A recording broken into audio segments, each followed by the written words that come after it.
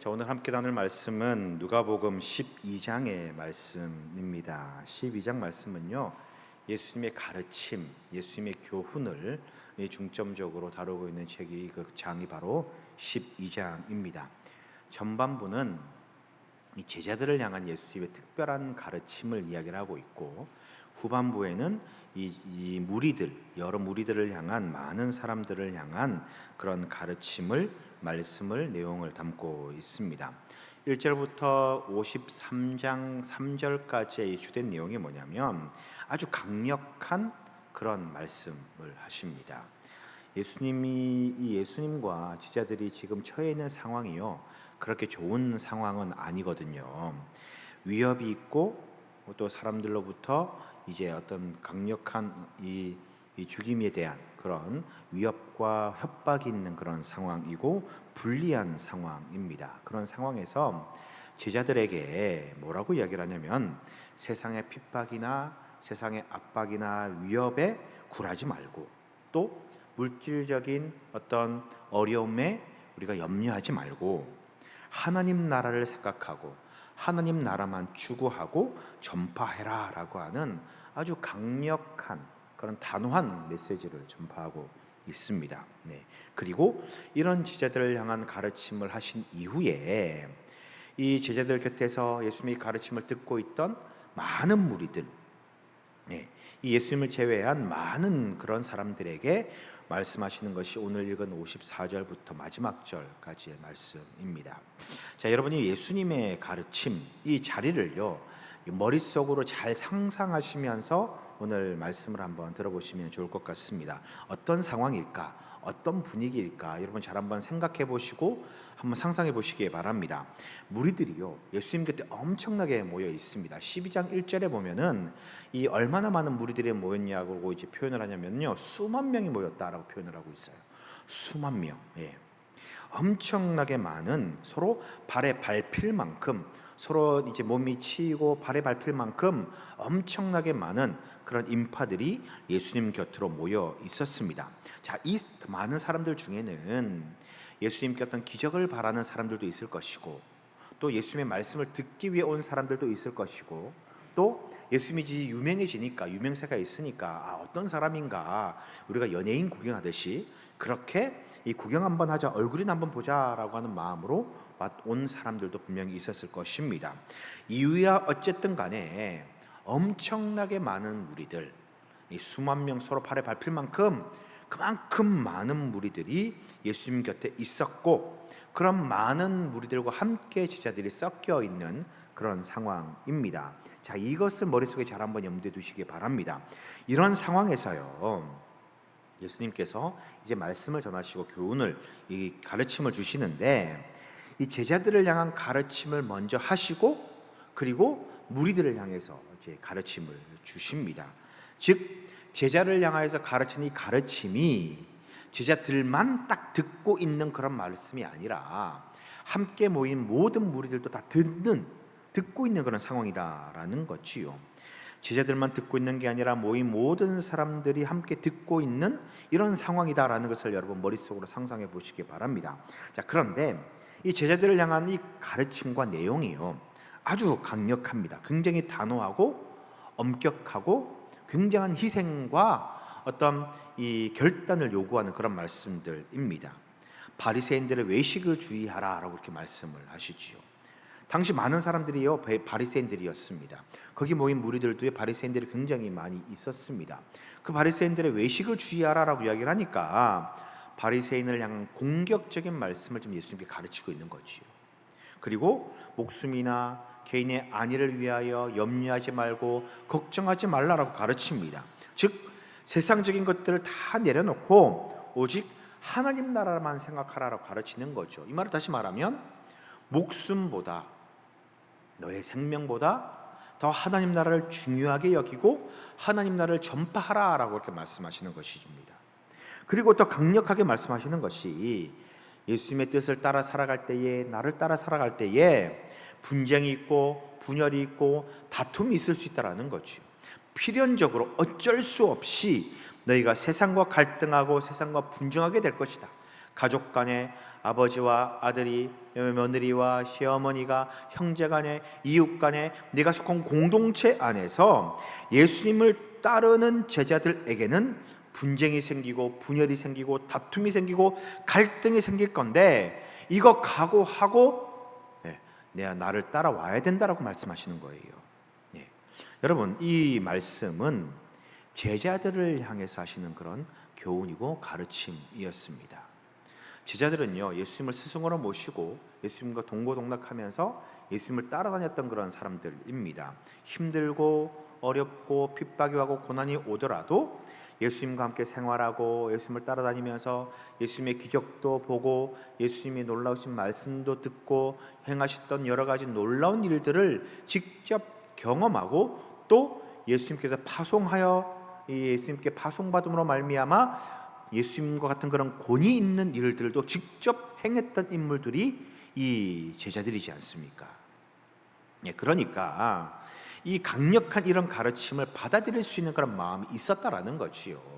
그러니까 제자들에게 이런 가르침을 주시는 것은 어찌 보면 예수님의 그 입장에서는 당연한 그런 말씀입니다. 그런데 반대로 이 제자들을 제외한 다른 무리들은요, 다른 사람들은 어떻습니까? 이 예수님의 말씀을 듣고 반감을 일으키거나 걱정되거나 근심되거나 염려가 되어서 예수님에 대하여 거부감을 가지는 사람들도 분명히 있었을 것입니다. 가족들 사이에서, 이웃 사이에서, 내가 속한 공동체 사이에서 예수님을 믿고 예수님을 따르면 분열이 일어나고 갈등이 일어나고 다툼이 일어나고 다 가정이 깨진다, 이런 얘기를 하는데 누가 이 말씀을 좋아하고 그렇구나, 예수님을 따라야겠구나, 이렇게 쉽게 받아들일 수 있겠느냐라는 것입니다. 이런 얘기를 들으면 여러 불안과 걱정을 가질 수밖에 없게 되고 예수님을 따르기가 굉장히 어려워지게 됩니다. 힘듭니다. 그런데 이런 제자들을 향한 가르침을요, 제자들만 데려놓고 소곤소곤 이렇게 말씀하시는 것이 아니라 모든 사람들이 다 들을 수 있을 만큼의 큰 목소리와 이 내용으로 이 제자들을 가르치고 있는 거지요. 예수님을 믿고 따를 때에 일어나게 되는 그 어려움들과 다툼들을 모든 사람들이 다 듣고 있는, 수만 명의 사람들이 듣고 있는 그런 상황입니다. 그리 썩 좋은 얘기가 아니죠. 희망이나 소망의 말씀이나 위로의 말씀이 아닙니다. 걱정이 되고 근심이 되고 분쟁거리가 되고 고민이 되고 그런 얘기들을 듣고 있으니 많은 무리들이 듣기에 거북할 수밖에 없는 말씀입니다. 이런 말씀을 하신 후에요, 이 말씀을 하신 후에 이 제자들을 뒤로 하고 모인 무리들을 향하여서요 말씀하십니다. 무슨 말씀을 하시는가? 이 무리들을 향하여서 질책과 동시에 또 책망과 동시에 구원으로의 초대의 말씀을 지금 하고 계시다라는 겁니다. 예수님은 분명하고 단호하게 말씀하십니다. 나는 불을 던지러 왔다. 나는 세상의 화평이 아니라 분쟁을 주기 위해 왔다라고 그렇게 말씀하시잖아요. 여러분, 이 말씀을 다 설명드릴 수는 없지만 간략하게 핵심만 좀 말씀드리면, 불을 던지러 왔다라고 하는 말씀은요, 심판을 의미합니다. 즉 심판을 내리기 위해 왔다, 잘잘못을 따지고 죄를 단죄하기 위하여 왔다라고 이렇게 말씀하시는 거지요. 이 불이 임하면 믿음이 있는 자와 없는 자가 구별되게 되는 것이고, 이 두 무리 안에 서로 다툼이 일어나게 되고 분쟁이 일어나게 되고 싸우게 될 것이라는 말씀입니다. 가족들 사이에서도 이웃들 사이에서도 속한 공동체가 어디든 간에 믿는 자와 믿지 않는 자가 갈등하게 된다라고 말씀하고 있습니다. 그러면서요 무리들에게 말씀하십니다. 판단하라, 분간해라. 시대를 분간하고 진짜 구원이 무엇인지, 너희들이 기다리고 소망하던 그 구원이 과연 무엇일까를 잘 분간하여 판단하라라고 말씀하십니다. 여러분, 오늘 이 말씀은요, 이 마지막 시대를 살아가는 우리들에게 여전히 유효하고 아주 엄중한 예수님의 가르침이요 교훈입니다. 오늘 말씀은요 분명하게 이 무리들을 향하여서 두 가지를요 확실하게 말씀하고 계십니다. 첫 번째는 무엇이냐? 첫 번째는요 분간하라라고 말씀하십니다. 분간하라. 자, 56절 말씀을 함께 읽어보도록 하겠습니다. 같이 읽습니다. 시작.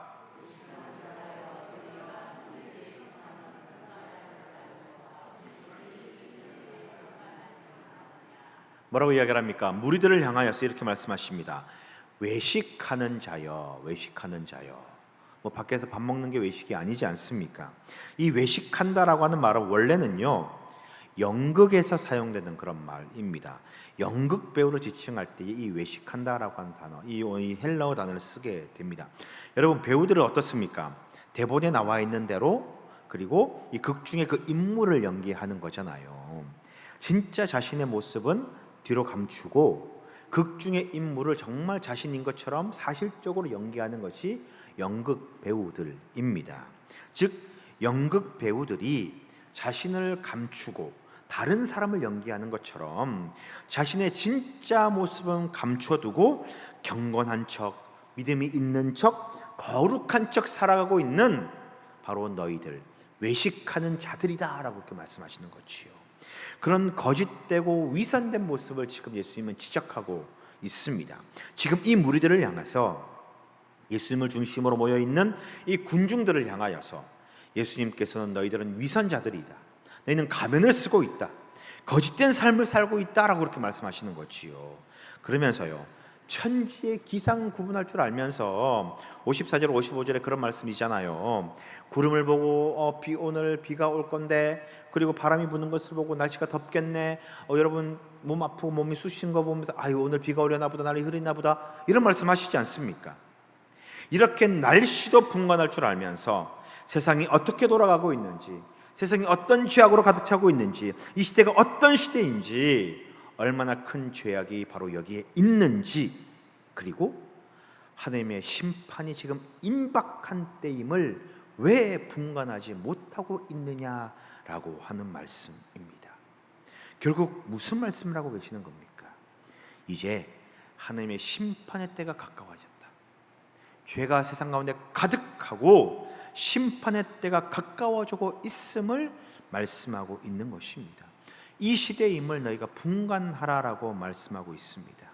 너희들이 구원을 받을 수 있을지 없을지, 그 판단의 때가 점점점 다가오고 있는데, 지금 너희들의 그 모습으로는 구원을 받을 수 있는 모습인지, 심판대 앞에 서가지고 무죄를 선고받을 수 있는 그 구원을 이룰 수 있는 때인지 아닌지를 분간하라라고 말씀하고 있는 것입니다. 여러분, 분간하라라고 말씀하십니다. 지금 시대를 분간하고 너희들의 상태를 분간하고 우리의 영적인 현재 모습을 분간하라. 스스로 판단하여 어떻게 행동하고 무엇을 선택할 것인지 지금 말씀하고 계십니다. 여러분, 오늘 이 말씀을 깊이 새기셔야 돼요. 외식하는 자여, 위선자들이여, 가면을 쓴 자들이여, 연기하고 있는 자들이여, 혹시 이 위선자, 가면을 쓴 자, 연기하고 있는 사람이 바로 나는 아니냐라는 것입니다. 우리의 모습은 아니냐라는 것이지요. 사람들의 잘잘못을 그렇게 잘 따지고 정죄하고 이것은 잘못되고 저것은 틀렸어 라고 그렇게 말하는 그런 우리들, 그렇다면 스스로에 대해서는 어떻습니까? 나의 지금 이 모습은 구원받을 수 있는 그런 상태인가? 나는 위선되고 거짓된 생활을 하고 있지는 않은가? 분간해야 한다라는 것입니다. 여러분, 스스로를 돌아보면서 나는 외식하는 자인가 아닌가? 가면을 쓰고 있는 자인가 아닌가? 시대를 분간하지 못하고 죄악된 세상을 구별하지 못하고 여전히 죄악 가운데 살아가고 있는 모습은 아닌가를 여러분 판단하셔야 됩니다. 분별하셔야 됩니다. 나는 가면을 쓰고 있지 않은가? 세상을 잘못 알고 있지 않은가? 여러분, 스스로를 분간하는 지혜로운 그리스도인 되시기를 주님의 이름으로 축복합니다. 또 한 가지는 무엇을 말씀하고 계시느냐? 하나님과 화해하라라고 말씀하고 있습니다. 하나님과 화해하라.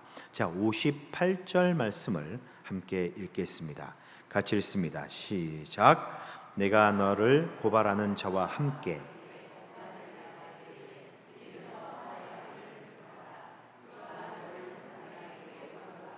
재판장이 너를 옥졸에게 넘겨주어 옥졸이 옥에 가둘까 염려하라.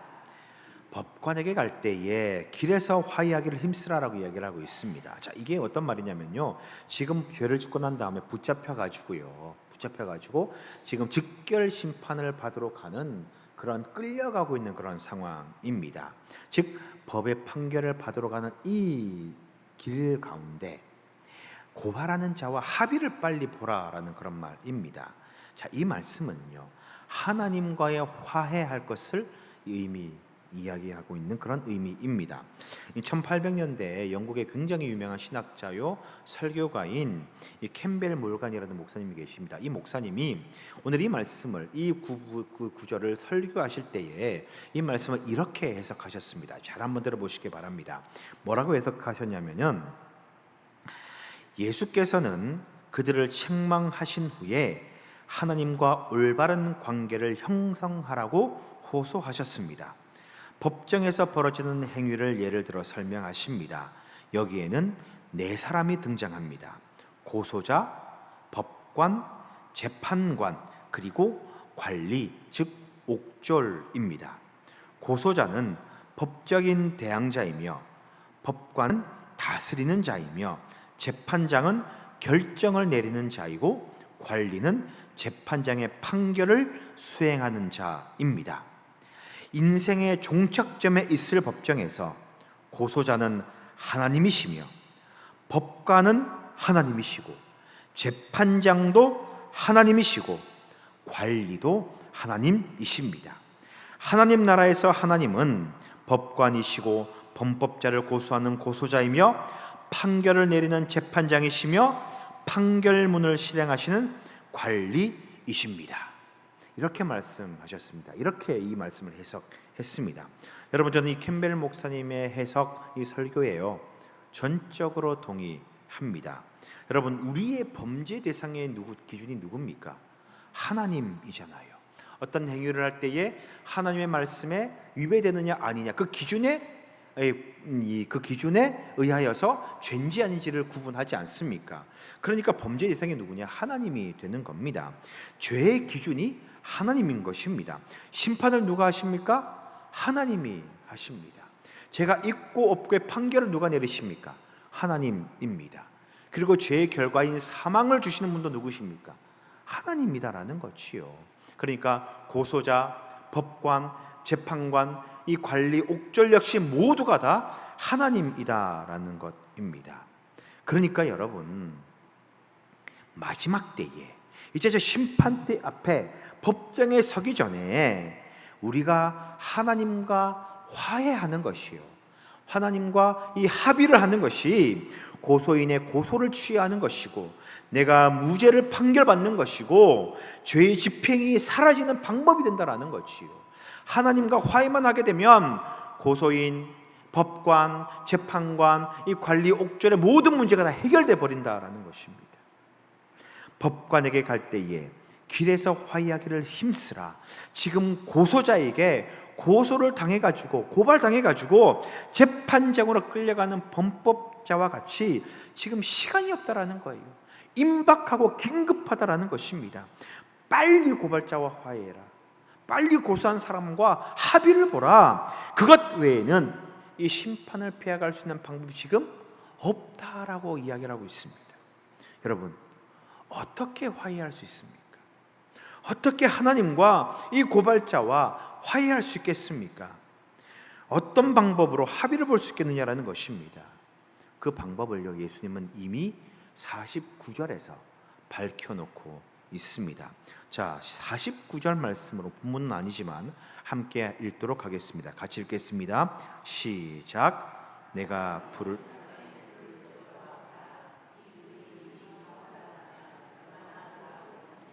자, 이 말씀은 공동 번역인데요, 원래 말씀에는 내가 불을 땅에 던지러 왔노니 이 불이 이미 붙었으면 내가 무엇을 원하리요? 라고 말씀이 되어 있습니다. 조금 더 쉽게 우리가 이해하기 위해서 공동 번역 말씀인데 한 번만 더 띄워주시면요, 이렇게 되어 있습니다. 나는 이 세상에 불을 지르러 왔다. 이 불이 이미 타올랐으면 얼마나 좋았겠느냐라고 그렇게 이야기를 하고 있습니다. 자, 여러분, 이 불의 의미가요, 우리가 이제 불을 던지러 왔고 뭐 불의 세례 이렇게 이야기를 하니까 성령을 우리가 의미하고 성령을 이해하기 쉬운데, 물론 성령을 의미하기도 한데요, 조금 더 구체적으로 말씀드리자면은 심판을 의미합니다. 심판, 즉 성령의 임재를 기준으로 심판하신다라는 그런 의미입니다. 성령을 받은 자, 성령의 임재를 경험한 자, 성령이 임재하는 자, 성령을 받아들이는 그 사람에게 심판이 내리지 않습니다. 하나님과 화해했다라는 것이지요. 그러나 성령을 거부하는 자, 성령이 없는 자가 심판과 징계의 대상이 된다라는 것입니다. 하나님과 화해한다라고 하는 말의 의미는 무엇이냐? 성령을 받는 것, 성령이 임재하여서 이것이 증거가 되어서 하나님과 화해가 되었고 합의가 되었고, 하나님으로부터 이 죄 없음, 이 고소가 취하되었냐 여부를 알게 된다라는 것입니다. 여러분, 성령이 언제 임재합니까? 나에게 성령이요, 여러분 성령 언제 받으셨습니까? 성령을 언제 체험하셨습니까? 예수님을 믿을 때예요. 예수님을 따를 때에, 예수님을 전적으로 신뢰할 때에 내 안에 성령이 임하게 됩니다. 결국 예수님을 믿는 자가 하나님과 화해하는 것이 되는 겁니다. 예수님을 믿는 자가 하나님의 그 심판을 면제받을 수 있는 유일한 방법이 된다라는 것입니다. 예수님을 향한 전적인 믿음, 이 믿음을 가지시기 바랍니다. 그러면 성령이 내 안에 들어오게 되고, 이 성령이 증거가 되어서 하나님과 화해하게 되어 하나님의 심판에서 제외되는 그 은혜를 누리게 되는 것입니다. 여러분, 예수를 믿는 그 믿음으로 성령의 임재를 경험하여 심판을 면제받는 우리 모두가 되시기를 주님의 이름으로 간절히 축원드립니다. 여러분, 이기풍 목사님 아시지요? 들어보셨을 것입니다. 한국인 최초의 목사님이자 이 첫 제주도의 선교사로 파송을 받으셨던 목사님입니다. 이기풍 목사님, 제주도에 가면은 이 이기풍 선교관이 있을 정도로, 선교사 기념관이 있을 정도로 이 한국 기독교 초기 역사에 굉장히 중요한 그런 인물이 바로 이 이기풍 목사님입니다. 원래 이 이기풍 목사님은 평양 출신인데요, 이 동네에서 알아주는 아주 평양 일대 유명한 깡패요 건달이었습니다. 당시 포졸로도 이제 일을 해서요, 이 권력도 가지고 있었던 그런 인물이 이기풍이라는 인물이었습니다. 그래서 사람들이요, 이 이기풍을 굉장히 무서워했고 싫어했습니다. 술 하면 이기풍이었고요, 박치기를 너무 잘해가지고 이 박치기 명수로 당할 자가 없을 정도였다라고 합니다. 이 이기풍 이 목사님이 이제 예수님 믿기 전에 건달이요, 깡패요, 포졸로서 막 사람들을 때리며 휘젓고 다니는 그때에 어느 날 이제 사무엘 마펫 선교사님께서 이제 평양에서 전도를 하고 있었습니다. 이 전도하는 것을 본 이 이기풍 이 목사님이 너무 마음에 안 드는 거지요. 복음을 전하고 이제 이 외국인 나와가지고 사람들과 접촉하는 것이 마음에 안 들었습니다. 그래서 이 선교사님께요, 돌을 세게 던진 거예요. 그 돌에 이 마펫 선교사님이 턱을 맞게 되고 턱뼈가 부러지고 그 자리에서 바로 고꾸라지고 말았다고 합니다. 그리고 또 어느 날은 동네 사람들이 이제 힘을 모아가지고 교회를 막 짓고 있는데 그게 마음에 안 드니까 이 이기풍 목사님이 자기의 패거리들을 다 데리고 와가지고 이 교회 짓는 것을 방해하고 교회를 무너뜨리고 다 부셔버리고 그렇게 이 교회를 핍박하고 다녔습니다. 그렇게 교회에 어려움을 주고 선교사님을 적대하던 이 이기풍 목사님이 이 청일 전쟁에 반발하게 되고요, 이제 원산이라는 곳으로 피신을 떠나게 됩니다. 그러면서 재산을 다 잃어버리고 모든 것을 다 잃어버리게 되어서 이 담뱃대에 그림을 그리는 그 일을 하면서 겨우겨우 생계를 유지하며 살았다고 합니다. 그러던 어느 날 이 원산에서 이 전도를 하던 이 스왈른 선교사님을 보게 되었습니다. 이 원산 지역에서 선교를 하던 이 스왈른 선교사님을 보게 되었는데, 이 선교사님의 선교를 보는 순간 이 평양에서 이 사무엘 마펫 선교사님에게 돌을 던졌던 그 일이 갑자기 생각나더라라는 거지요. 그리고 이 턱뼈를 부러뜨린 그 일이 생각나서 마음이 너무 괴롭고 마음이 너무 심란한 그런 상태였습니다. 그날 밤에 무거운 마음으로 이렇게 잠을 청하는데 잠이 도무지 오지 않아서 끙끙거리고 전전긍긍하면서 겨우겨우 잠에 들었는데, 그날 밤 꿈을 꾸게 되는데요. 꿈속에서요, 뭔가 아주 장엄하고 위험이 있는 그런 목소리가, 음성이 들리더라라는 것입니다. 그리고 그 음성에서 이렇게 이야기를 합니다. 기풍아 기풍아, 왜 나를 핍박하느냐? 너는 나의 증인이 될 사람이다. 이 음성이 들리더라는 거지요. 그리고 꿈에서 깨어나게 됩니다. 깜짝 놀란 그는 그 자리에서 무릎을 꿇고 회개하고 예수님을 믿는 그런 신자가 되었다고 합니다.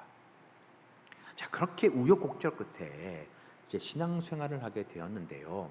여러분 잘 생각해 보세요. 여러분 한번 생각해 보십시오. 예수님을 믿자마자 내 삶이 확 변화돼 가지고 정말 180도 변화돼 가지고 막 모든 악한 것들 다 끊어버리고 경건하게 살아갔나요?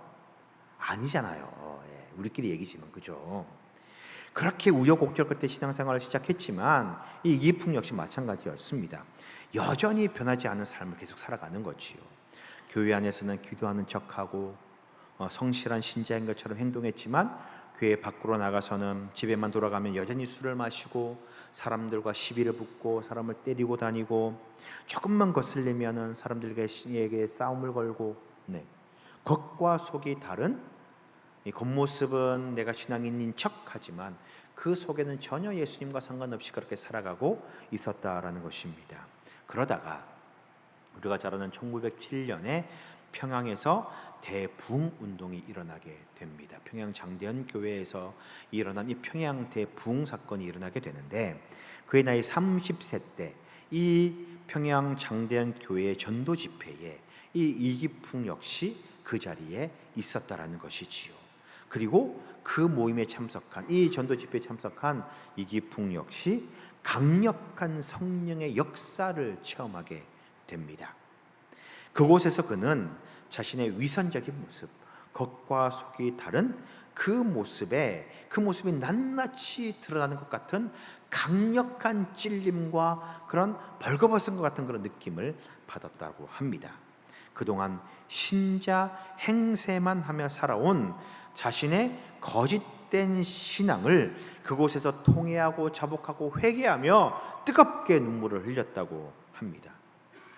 이 장대현 교회가요, 이 이기풍 목사님이 이 깡패 시절에 이 교회를 때려 부수고 교회를 못 짓게 만들었던 그 교회였다라는 거지요. 그는 이제 그 자리에서 이런 고백을 했다고 합니다. 나는 신자라 불렸지만 신자가 아니었습니다. 나는 예배당에 있었지만 주님 안에 있지 않았습니다. 이제 비로소 주의 은혜로 살아갑니다. 이렇게 성령을 체험하고 난 다음에 깊은 회심을 경험하고 난 이후에 그제서야 완전히 다른 삶을 살아가게 됩니다. 신학교를 들어가서 제1회 신학교 졸업생이 되고 첫 번째 우리나라 목사님이 되어서 제주도에서 제주도로 파송을 받아서 복음을 증거하고 다시 돌아와서 신사참배를 거부하다가 순교하시게 됩니다. 여러분, 오늘 말씀 그리고 이 이기풍 목사님의 그 일대기를 통해서 여러분 무엇을 깨닫고 무엇을 느끼십니까? 예수님은요, 우리에게 말씀하십니다. 분간하라. 세상을 분간하고 너희 스스로를 분간해라. 너희 영적 상태를 분간하라. 그리고 하나님과 화해하라. 심판이 임하기 전에 하나님과 빨리 합의 보라라는 것입니다. 여러분, 이제 우리는 우리의 위선되고 거짓된 모습을 벗어버리고 하나님 앞에 정직하고 거룩하게 서야 합니다. 그리고 주님을 향한 깊은 회개와 자복함으로 성령을 경험해야 됩니다. 여러분, 분간하시고 판단하시기 바랍니다. 내가 나의 영적 상태와 나의 현재 모습은 어떠한가 판단하시기 바랍니다. 내가 하나님 앞에 설 때가 지금이 아닌가 여러분 판단하시기 바랍니다. 세상과 하나님 사이에 내가 무엇에 집중할 것인가, 어디에 쓸 것인가를 여러분 판단하시기 바랍니다. 판단이 섰다면 여러분 이제 하나님 앞에 나오시고 하나님과 화해하시기 바랍니다. 그래야 여러분들에게 구원이 임하게 됩니다.